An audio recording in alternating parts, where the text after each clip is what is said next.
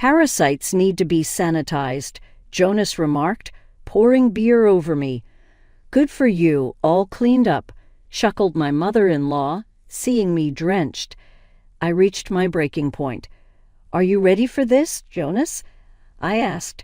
My father-in-law retorted sharply, "Don't get cocky when you can't do anything right." "Well then, I'll stop sending money home," I declared, noticing the tension in my in-laws' and Jonas's faces. "What do you mean?" "The money I send is my own," I pressed on, confusing Jonas.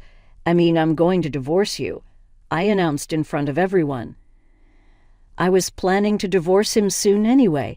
If that's the case, might as well get it over with now. But I won't just end it.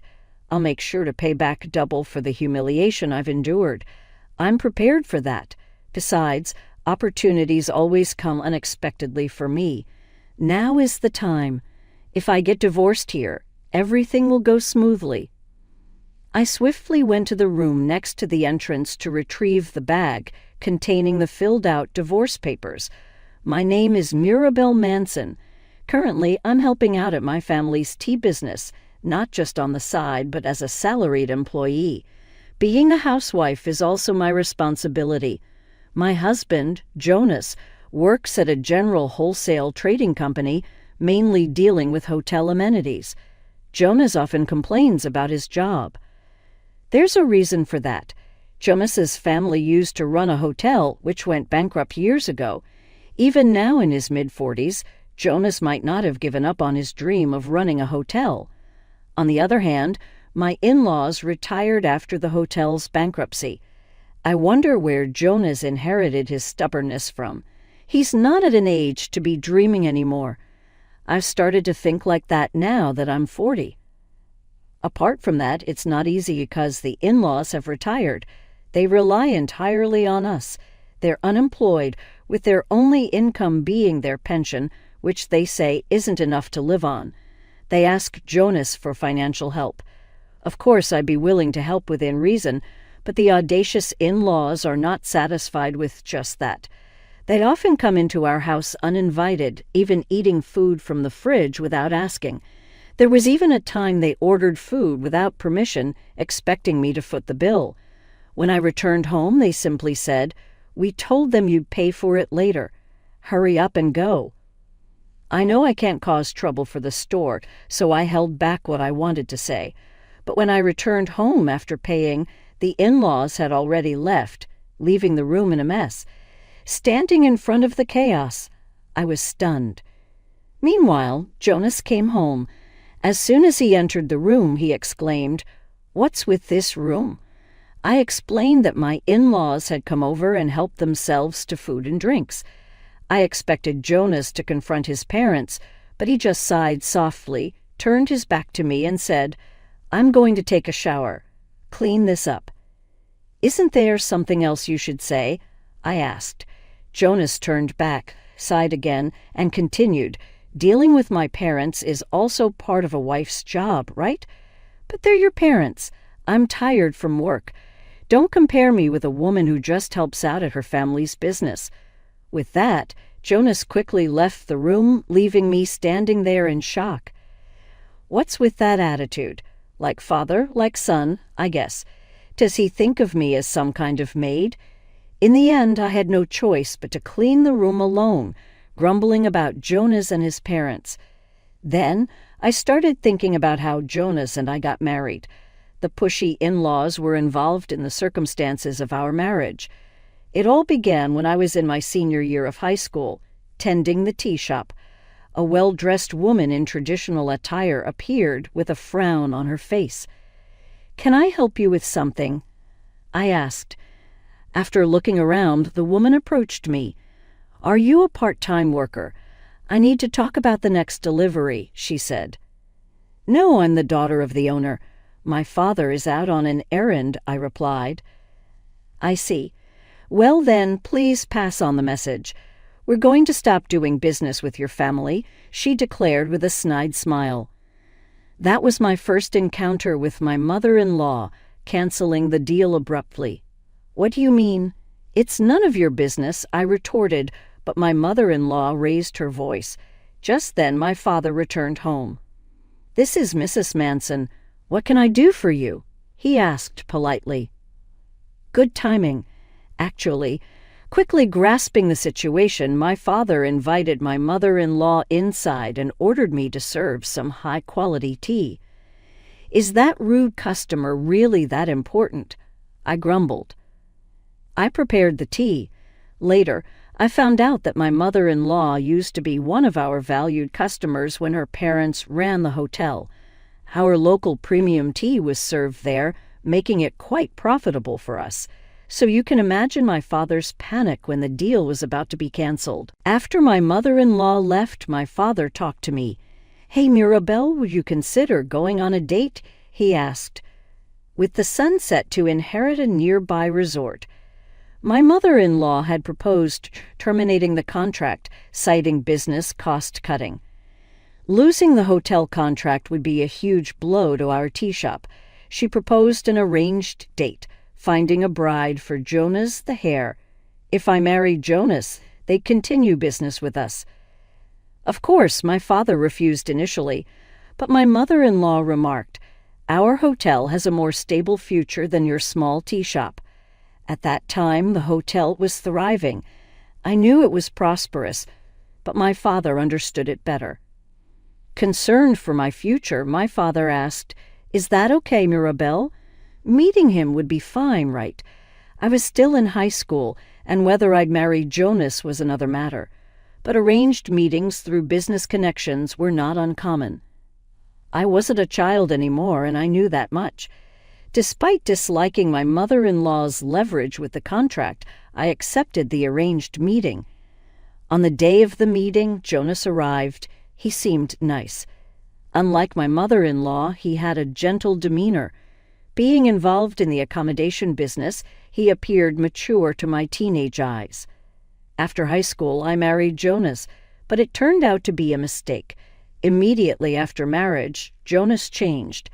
"You're going to be the manager someday," he insisted, echoing his mother. "So, dear, do your job exactly as my mom says." But balancing everything Jonas and his mother demanded left me no time for myself. "Why you need money?" Jonas asked when I considered hiring help. "It's only natural for a daughter-in-law to help with family business." I endured, unable to discuss or get a break. One day, I overheard my in-laws talking. Returning to the office for a break, I hesitated outside the door. Inside, they discussed bankruptcy and loans. Before I could enter, my mother-in-law spotted me. "What's up, Mirabelle?" she asked sharply. Behind me, a middle school-aged girl appeared. "You shouldn't be here," my mother-in-law scolded the girl. Apologizing, I led the girl back to her room. "I'm sorry for startling you," I told her. "Let's head back to your room, Sarah." Sarah's father was searching for her. "I apologize for any trouble," I said to him. Sarah smiled when I offered her a piece of cake. Returning to work, I overheard more about the hotel's bankruptcy. "It's your fault." My in-laws blamed me. Even Jonas looked at me coldly. But it wasn't my fault. A man had offered to help after the bankruptcy was decided. I owed it to Sarah's father for taking care of his daughter. He was the president of a company that managed hotels and such. He decided to take over the management of the hotel to repay the debts my in-laws had accumulated. He rehired all the hotel's employees and even paid their overdue wages. However, he wouldn't rehire my in-laws because their negligence had caused the bankruptcy. Meanwhile, he helped find a new job for Jonas, all because I earnestly begged him. "I really appreciate it. With this, we might just make it." I thanked Sarah's father many times afterward. Jonas successfully found a new job. Although the in-laws became unemployed, they were of age to receive their pension. I thought we could manage if I worked at my family's business, but that turned out to be too optimistic. Initially, the in-laws lived quietly on their pension, but gradually they returned to their intrusive ways. Complaining to them was of no use. They wouldn't listen. In fact, they got even worse. I started preparing for a divorce gradually. Then, there was the time they ordered delivery on my account. I couldn't stand it anymore and complained to the in-laws. My mother-in-law responded, "I'm sorry. I want to make amends. Come to our house with Jonas next Sunday." Before I knew it, more than 5 years had passed since the hotel's bankruptcy. I had been patient, but this was my last chance. Thinking that, I responded to my mother-in-law's call. The day after finishing my work, I headed to my in-laws' house. Upon arrival, there was a mountain of shoes at the entrance. I put my bag in a nearby room and headed to the living room. As soon as I entered, I was shocked. A large group of relatives was making a racket. "The reconciliation party has started. You're late, Mirabelle." Jonas, at the center of the commotion, called out to me. He was already drunk. "You're already drunk. How much did you drink?" Jonas and I had left the house together, and I had been working for about an hour.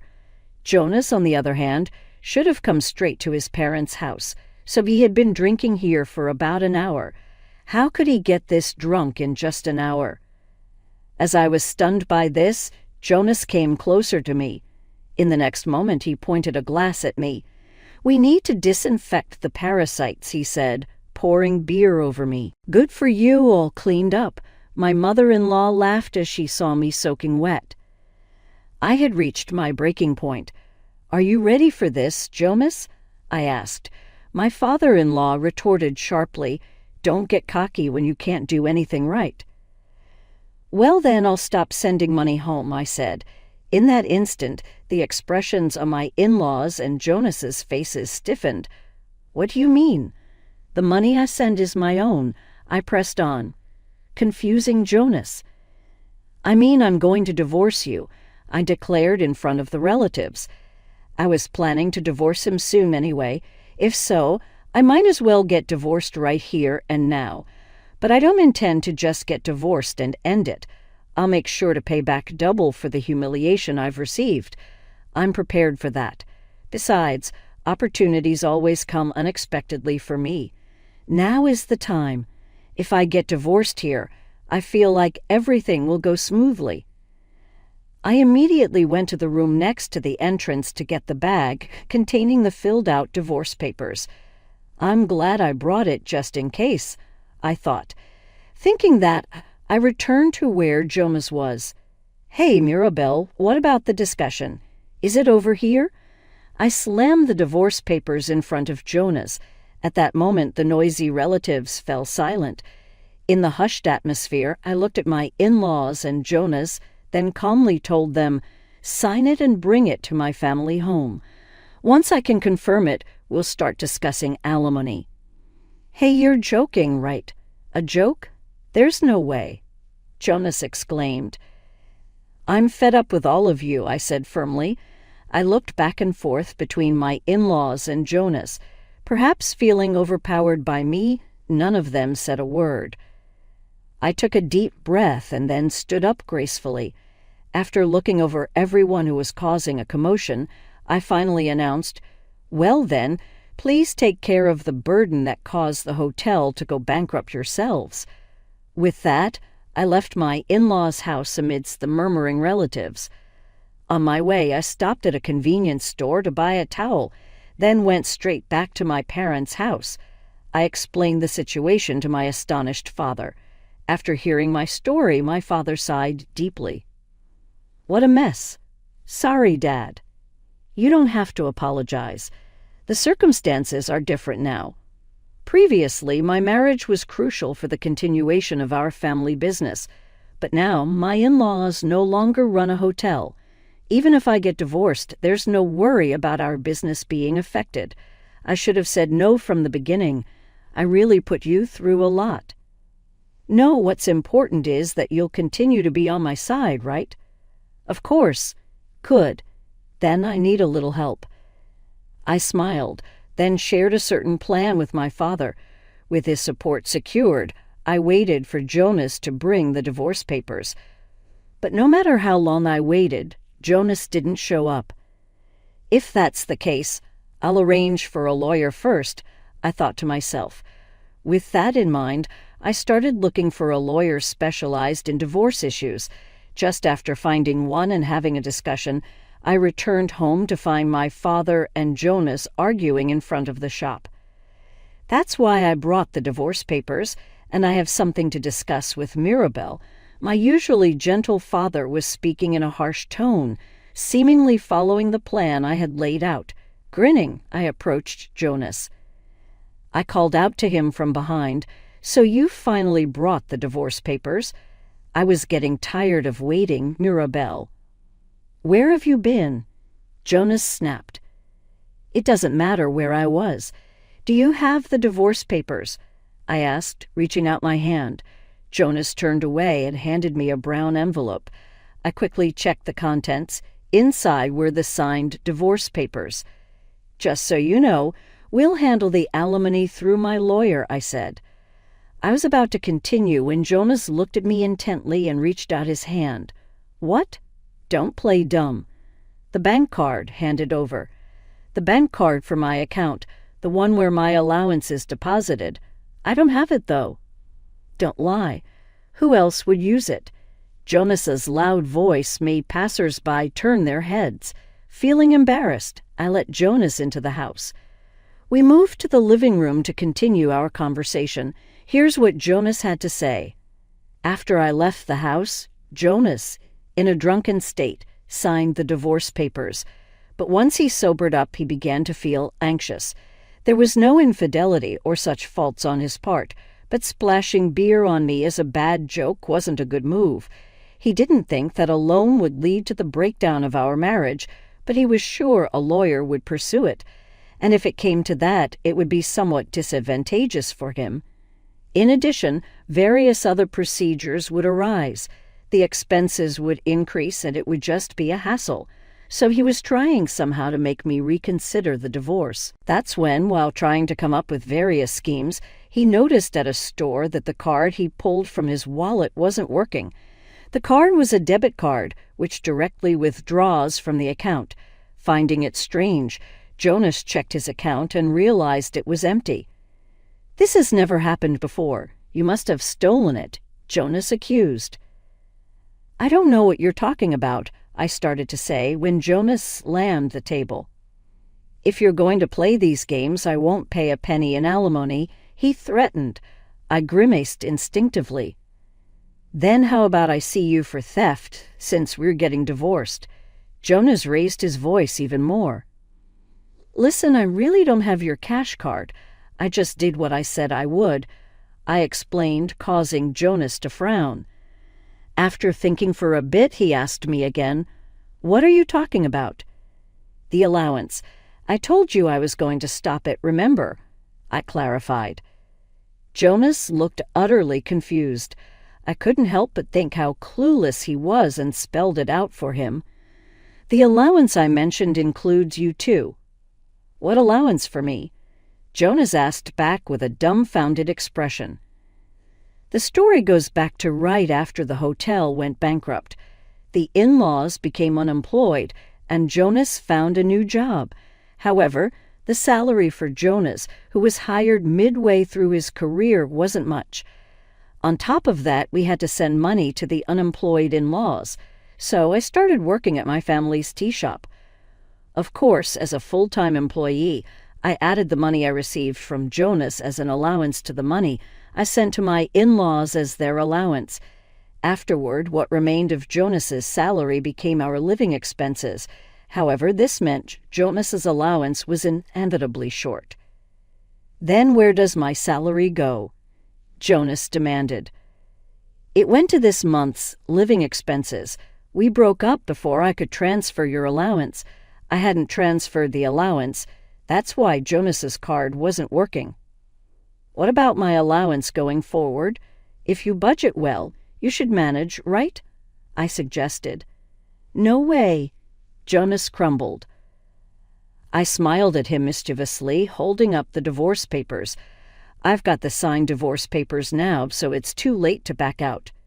Okay, Jonas eventually left, shoulders slumped.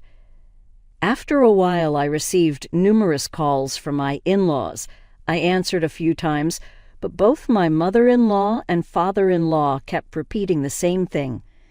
Do you intend to repay kindness with ingratitude? What are you talking about? Have you forgotten how we helped your family's tea shop?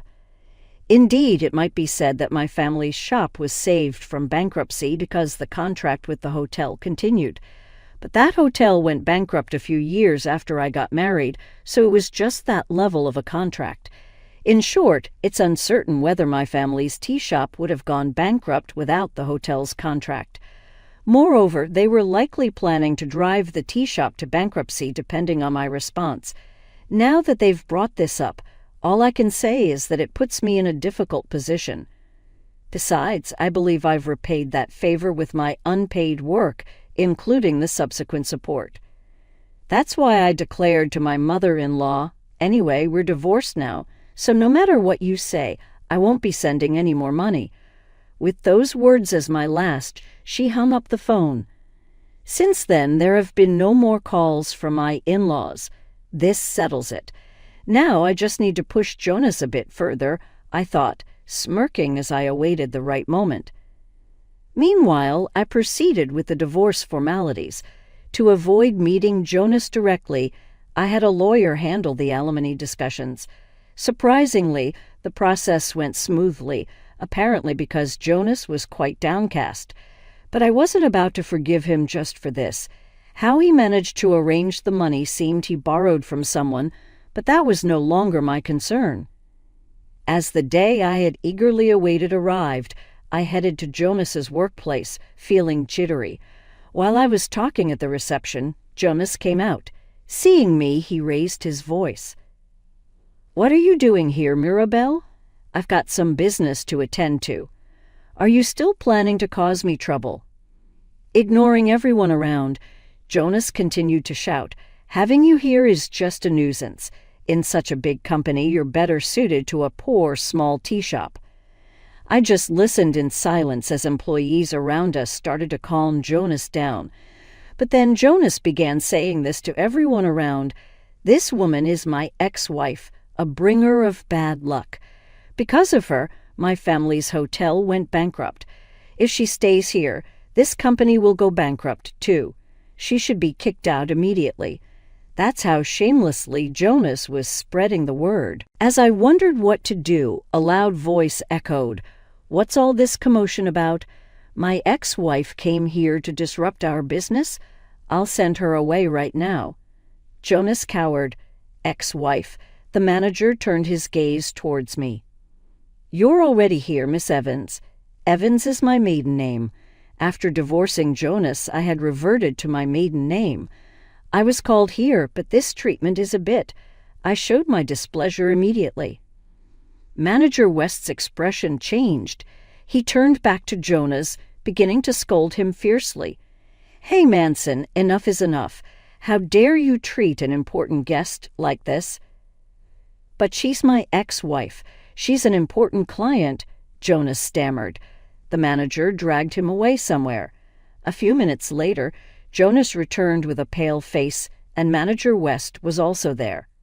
"You're a company executive. What's that all about?" It seemed Jonas had finally grasped the situation. Actually, I was there for a business discussion with Jonas's company. My company deals with antibacterial materials made using kakin, like towels among other things. We also sell sweets made with tea. I came for discussions related to these products. Jonas's company had shown interest in antibacterial towels to use as amenities in hotels they supply. "When did you start a company?" "Right after the hotel went bankrupt. When I started placing my homemade sweets in a shop after the hotel's bankruptcy, I began efforts to increase my family shop sales. One of these efforts was diversifying our products, including tea-related items. The first was my homemade sweets. Initially, it was more for promotion than as a product, but they became unexpectedly popular, and a woman suggested commercializing them. That led to starting the confectionery business, which became a hit as a souvenir. Then I ventured into further product development, utilizing the kakin found in tea. While similar products were already on the market, Having connections from my time working at the hotel gave me an edge. I thought there might be demand for these as amenities because it was successful. I officially established a corporation. This was our first business discussion. "Why didn't you tell me?" "There was no need to tell you. We're divorced, that is." "Well, good luck with your work," I said to Jonas and headed to the company's reception room with Manager West. Afterward, the business discussion with Manager West concluded successfully. I secured a satisfying contract. I crossed paths with Jonas a few times at the company, but he quickly averted his eyes, apparently feeling quite awkward. He quit his job a few months later. According to a colleague, he started working part-time at a construction site, a job that seemed quite tough, leaving him worn out every day. Hearing this made me feel a sense of relief. My revenge was complete. One day, I received a call from President Norman. "My daughter always causes you trouble, doesn't she?" "Not at all. Sarah is doing great running the business. In fact, it was Sarah Norman's daughter who had suggested commercializing my sweets after graduating high school. Sarah helped with her father's business and worked at a hotel. During that time, she visited me, saw the sweets, and felt a sense of nostalgia. I'll take charge as president. Let's commercialize it." Of course, I thought it was just casual child's talk at first, but Sarah wasn't a child anymore. Taking after President Norman, she made some moves on other fronts, and before I knew it, she had incorporated the business. That company is where I work now, selling sweets made with tea. So I thought President Norman was worried about Sarah and contacted me, but as we talked, I realized that wasn't the case. "A guy I know tried to sell me your company's products." "Oh, the sweets or the kakin materials?" "The kakin materials. He was suggesting we use them as amenities in hotels." I was completely confused. After all, Sarah had already pitched them to President Norman. Why would it happen like this? President Norman explained the situation to me when I asked. It turns out a man had bought the rights to the product from someone. However, the sellers were none other than my former in-laws. It was a part of a premeditated scam. After hearing about me from Jonas, they plotted this fraud. "Because it's my daughter's company, I immediately knew it was a scam," he said. "I see. It seems they've been caught, but depending on your response, they were willing to settle things quietly.